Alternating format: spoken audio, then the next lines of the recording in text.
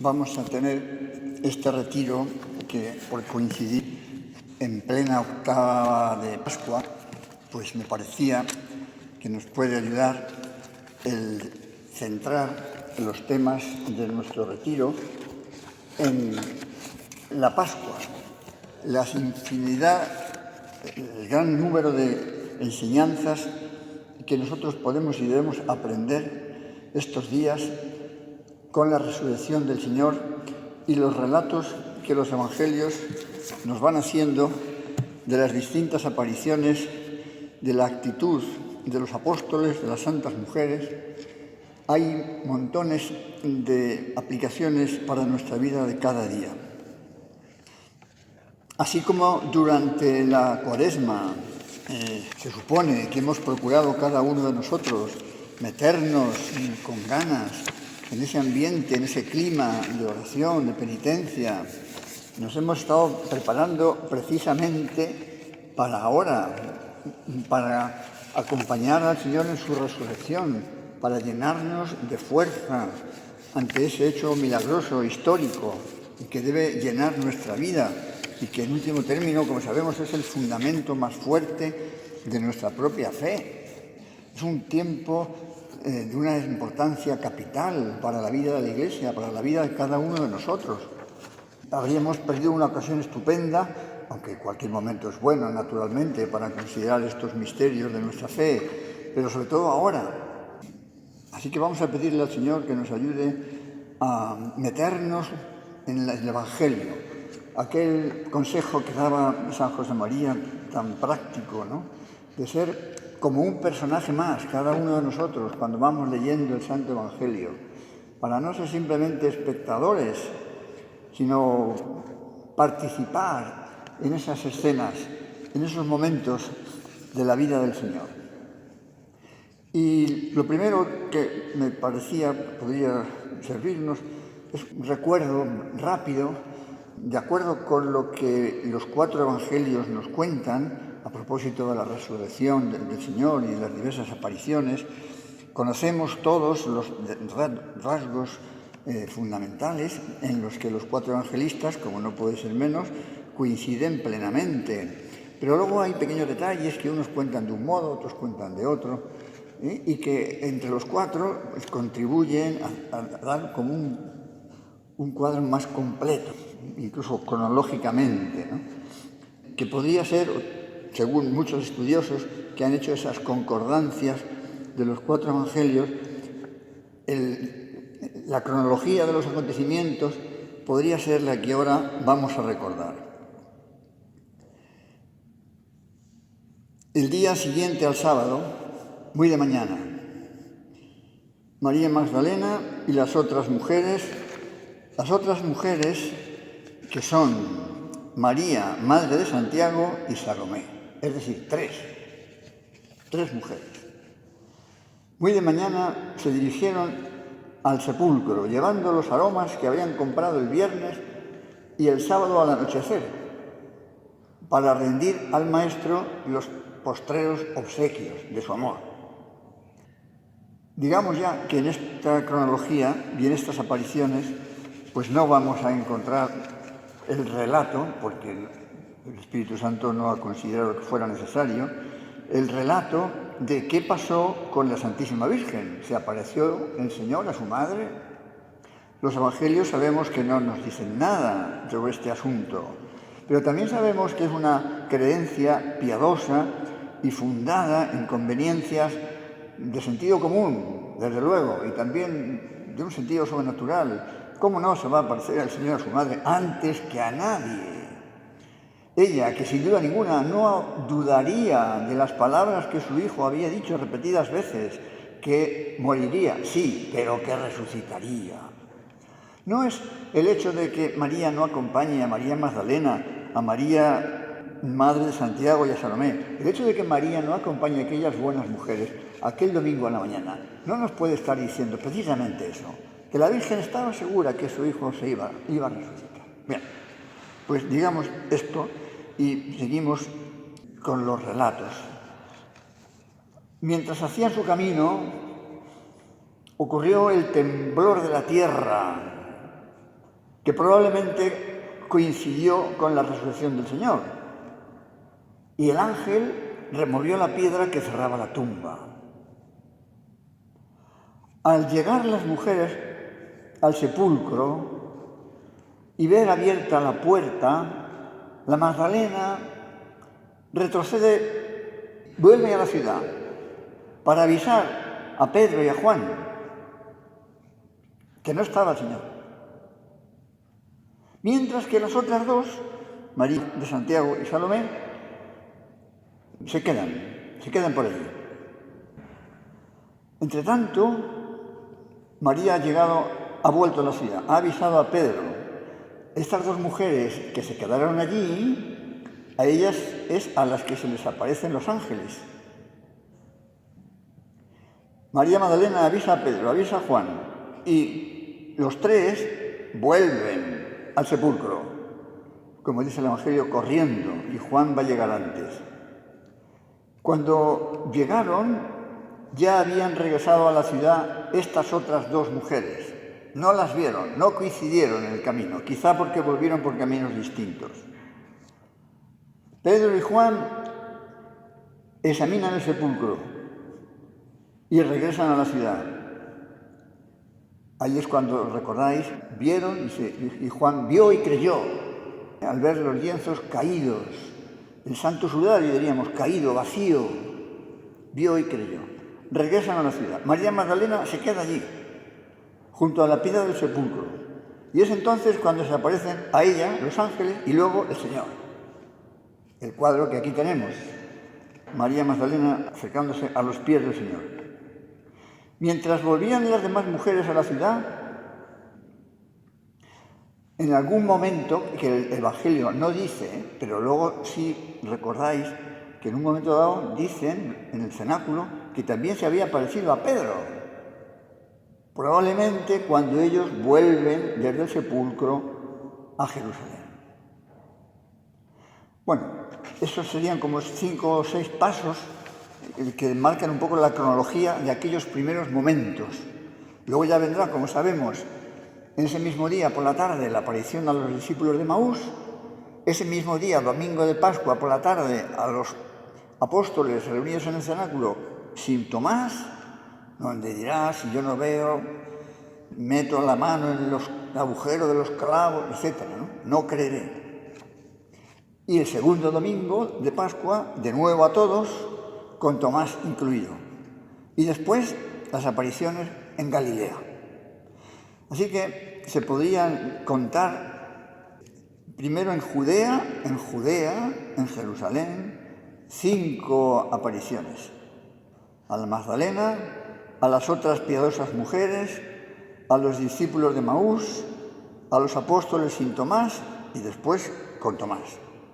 Y en Galilea, el Señor, como sabéis, les dirá que vayan a Galilea, allí me veréis.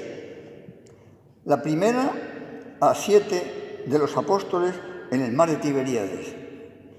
La segunda, a los 11 apóstoles en un monte de aquella región cercana, quizá el monte de las bienaventuranzas, quizá. Y ya, aparte, otro momento que no nos dice en los evangelios, pero es que sí nos lo dicen los Hechos de los Apóstoles y la carta primera a los Corintios, aquella aparición a más de 500 discípulos, a más de 500 discípulos. Y por último, la ascensión a los cielos, en el Monte de los Olivos. Bueno, esto sería como un poco la cronología de esos momentos, de las apariciones del Señor. Entonces, ¿qué podemos nosotros ir como fijándonos en estos episodios? Bueno, pues quizá una primera cosa que podríamos decir es la necesidad de creernos las palabras del Señor. Podemos comprender perfectamente que a nosotros nos habría pasado igual que a los apóstoles, cuando en diversas ocasiones, en el Tabor, en otros 2 momentos, les dirá que va a padecer, que va a morir, pero que va a resucitar. Podemos comprender, por un lado, no sé si las dudas sobre la palabra del Señor, quizá no, pero quizá el no hacerse mucho cargo porque podrían entender una especie de resurrección en el sentido espiritual o algo así, pero no el verdadero volver a la vida para no morir ya jamás, porque era algo insólito, algo increíble, algo que no habían visto nunca ni se vería nunca después. Sí, habían visto a Lázaro resucitado y a la hija de Jairo, pero para volver a la vida normal y morir al cabo de un tiempo. No es eso lo que el Señor había dicho de sí mismo. Pues queridos hermanos, nosotros tenemos que creernos las palabras de nuestro Señor Jesucristo. ¿A qué lo podríamos aplicar? Pues a cosas tan grandes, que no es que no lo creamos, pero es como si a veces lo creyéramos como con poca fuerza, como si no acabara de condicionar a fondo nuestra vida, ¿no? ¿El qué? Pues que Cristo está aquí en el sagrario. Yo estaré con vosotros hasta el fin de los tiempos. Este es mi cuerpo, esta es mi sangre, que se queda aquí. Cristo está aquí. ¿Lo creemos? Sí, claro que lo creemos. Pero, queridos hermanos, ¿no os parece que deberíamos de tener una fe más fuerte, más fuerte? Aprendamos de Tomás. La incredulidad de Tomás nos viene muy bien, porque nosotros también somos un poco incrédulos. Pero aquella confesión de fe tan sencilla, tan profunda, Señor mío y Dios mío, cuando por segunda vez aparece el Señor en el cenáculo, ¿no? Señor mío y Dios mío, como diciendo, qué tonto soy, qué poca fe tengo.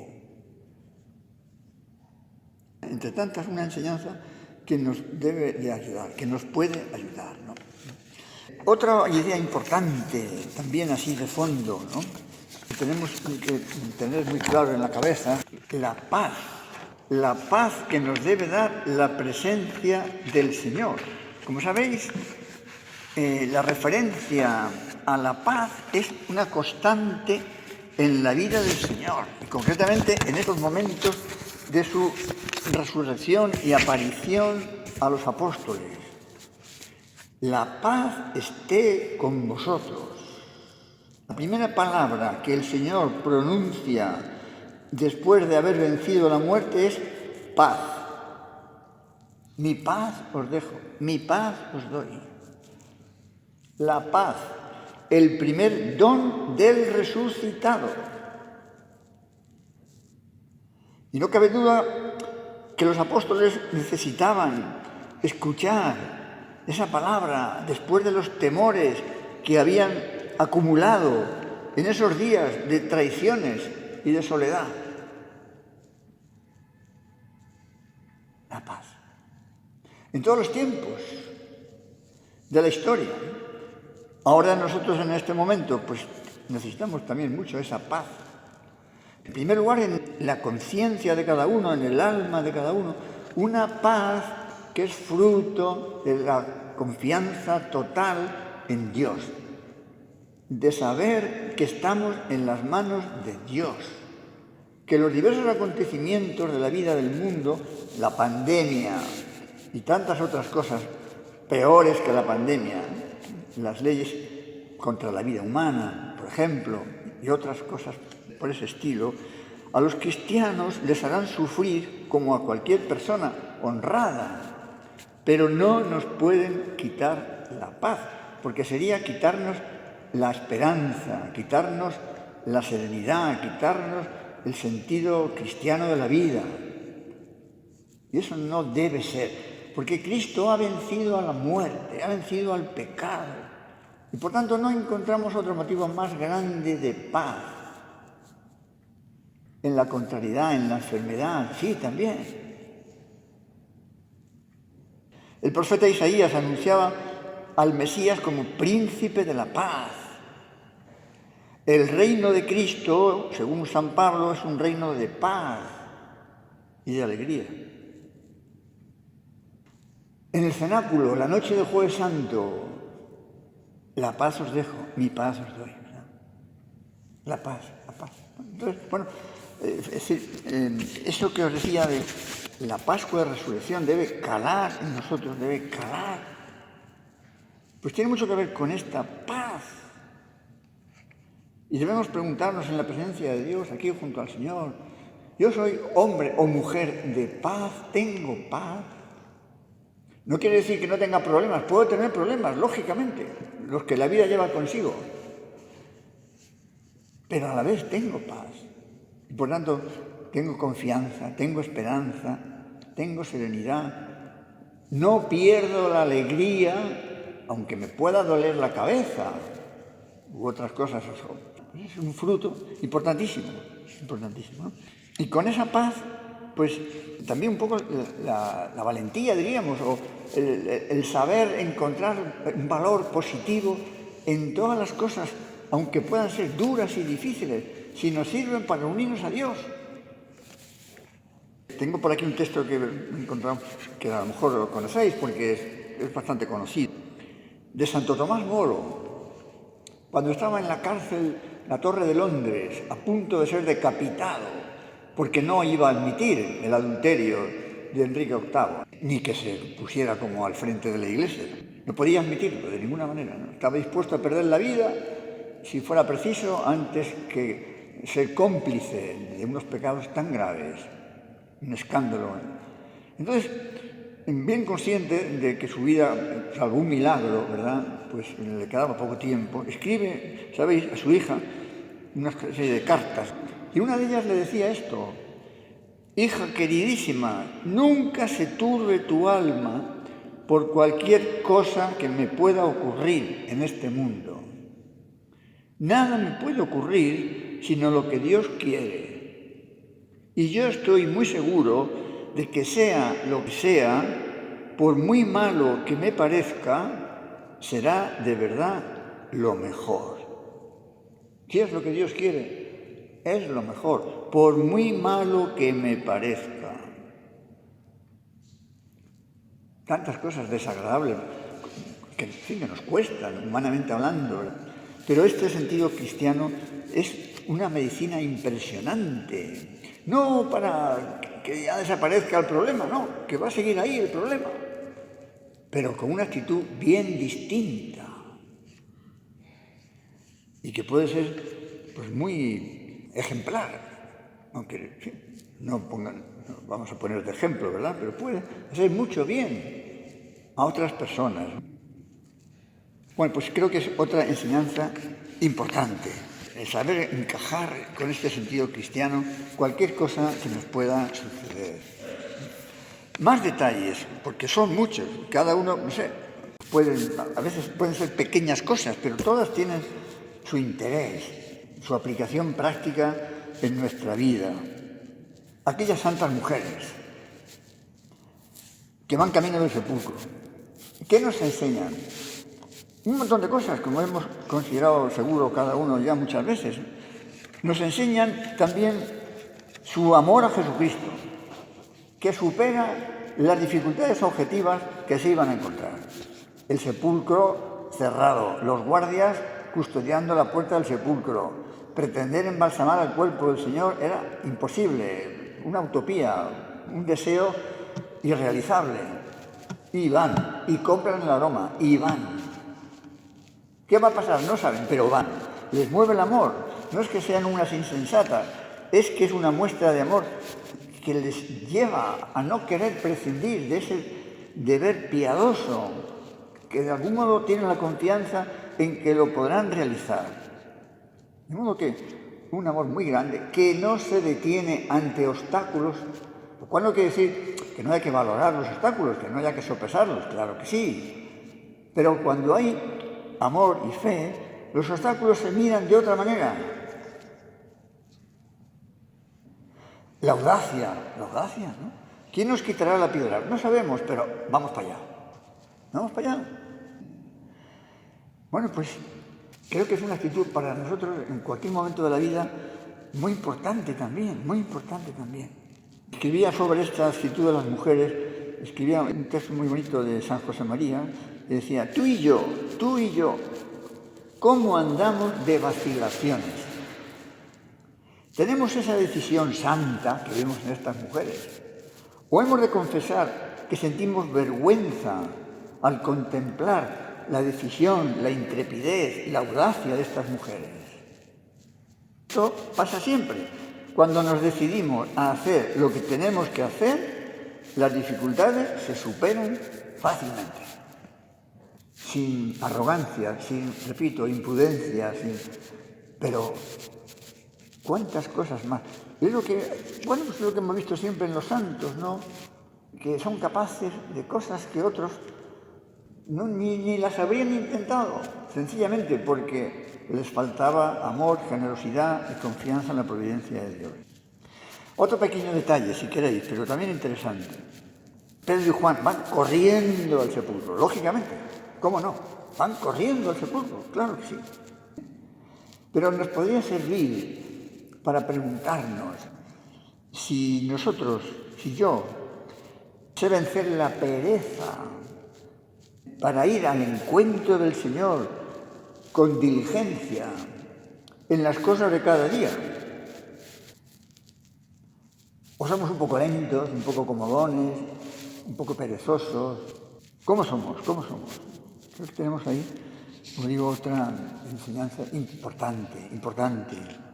Esa actitud, diligencia, ¿sabéis qué significa amar? Diligencia viene de amar. Cuando se ama, pues hay rapidez en hacer las cosas.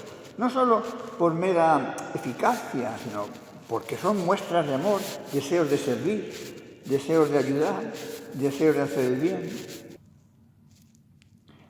María Magdalena, la vemos ahí llorando.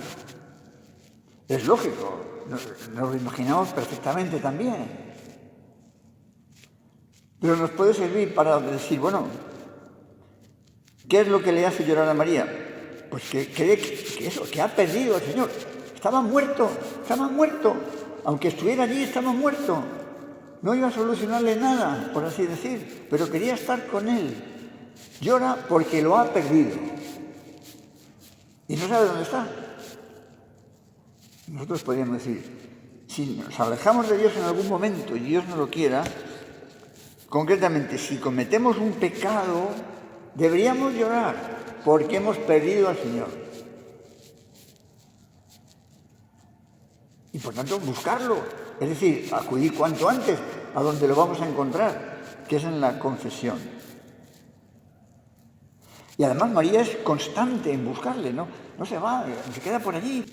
Parece los ángeles que no los conocen. Y luego el Señor, María, hasta que llama por su nombre, le llama por su nombre, María. Al principio cree que es el hortelano.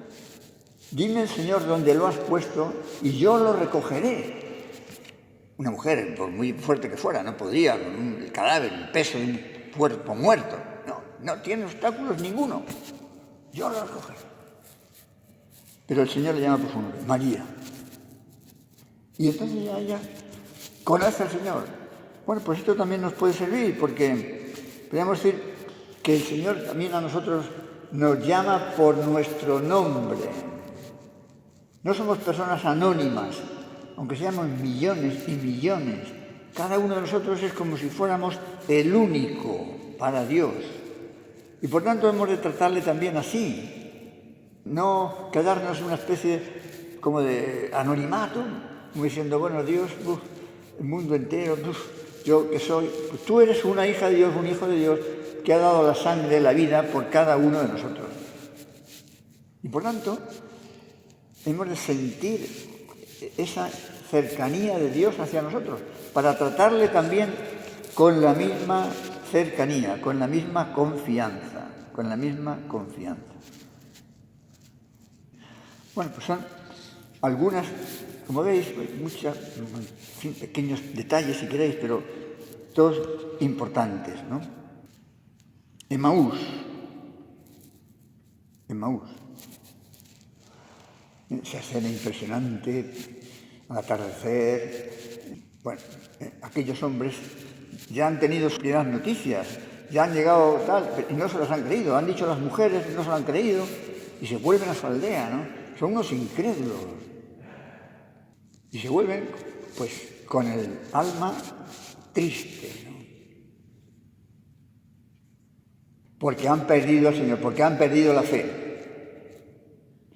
Entonces, ese encuentro del Señor con los discípulos de Emaús, que por así decir, hablando humanamente, ¿no?, no era ninguno de los 12, no eran las columnas de la iglesia, eran pues, Cleofás y otros, en fin. Es decir, el Señor sale al encuentro de estos dos, como diciéndonos, yo os voy al encuentro de cada uno de vosotros.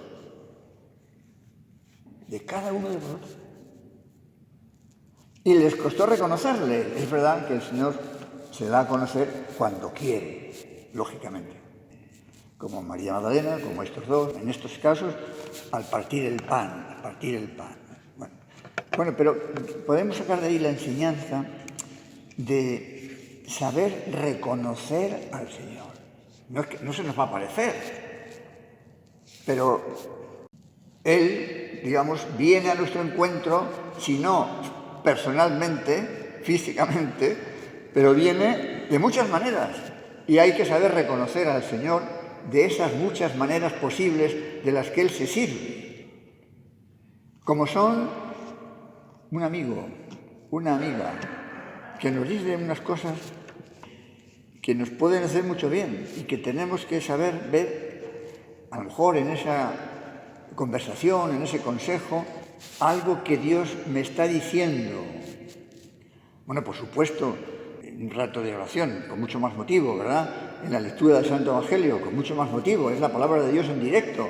Pero otras veces es acontecimientos como muy normales, muy corrientes, muy de la vida de cada día, que son como oportunidades, digo, que Dios se sirve de ellas para despertar nuestra conciencia. Si tenemos presencia de Dios, no es difícil, digamos, darnos cuenta, decir, mira, la providencia divina viene a mi encuentro. En esta cosa normal, no nada espectacular o milagroso, ¿no? Pero Dios, como nos busca en cada momento, pues sabe darnos muchas oportunidades. A su vez, esto que estoy diciendo, pues también lo podemos aplicar de otra manera, que también es muy interesante para nosotros. Que cada uno, que debemos ser Cristo que pasa. Los cristianos debemos ser Cristo que pasa, como en el camino de Emaús. Cristo que pasa para otros, para acercarnos a esos otros o esas otras que están tan tristones y tan desalentados como los de Emaús. Es una tarea importantísima, una lección importantísima. Y que tendremos que hacer lo que hacía el Señor, ¿no? Saber explicar las cosas con don de lenguas. El Señor les va explicando lo que los profetas habían dicho acerca del Mesías, que lo conocían, pero que se ve que se los había olvidado o que no lo habían asimilado a fondo, ¿no? Y cuando luego ya el Señor se va, pues dirán aquello, ¿no? ¿No ardía nuestro corazón mientras nos hablaba por el camino? Mientras nos explicaba las Escrituras por el camino, ardía nuestro corazón. Tenemos que caldear los corazones. Tenemos que caldear los corazones con la palabra de Dios. No es que tengamos que dar sermones así, uno tras otro, ¿me entendéis, no? Pero con toda la gracia humana que podamos y también con todo el don de lenguas que podamos, pues tenemos que caldear los corazones. Intentando que esa persona se dé cuenta de cómo le quiere Dios, de cómo lo quiere el Señor. A ver si se entera y se echa a llorar por su ingratitud. Y por tanto con deseo de corresponder. Y nos dará pues una inmensa alegría el conseguirlo, ¿no? Bueno, y para terminar esta primera meditación ya, entre tantas otras cosas, también hemos de aprovechar esta idea que el Papa comenta con frecuencia, lo ha comentado en la vigilia de Pascua y el año pasado también lo comentó, Galilea. Ir a Galilea. ¿Qué indica ese ir a Galilea? El lugar del encuentro primero con el Señor para la mayoría de los apóstoles, que eran de Galilea, junto al lago. Allí conocieron al Señor. El primer amor, podríamos decir, el primer encuentro con el Señor. El momento en el que cambiaron sus vidas. Volver a Galilea es volver a empezar en la vida espiritual, si es que se han quedado, pues eso, después de la muerte, han quedado hundidos. Volver a empezar. Bueno, pues para nosotros volver a Galilea es volver a recordar, digamos, que el Señor ha dado la fe, nos ha hecho hijos suyos, y si en algún momento nos hemos enfriado, nos hemos despistado, eso no quiere decir que no tenga vigencia ya esa vocación cristiana o esas gracias que Dios nos ha dado a lo largo de la vida. Siguen teniendo vigencia perfectamente, porque la palabra de Dios no es para un tiempo, es para siempre. Su invitación a seguirle es para siempre. Pues volver a Galilea, volver a sacarle brillo a la vida espiritual, si es necesario, para acompañar más de cerca al Señor. Terminamos aquí la primera meditación, dejamos unos 3 minutos, como siempre, en silencio de oración personal, y enseguida vamos ya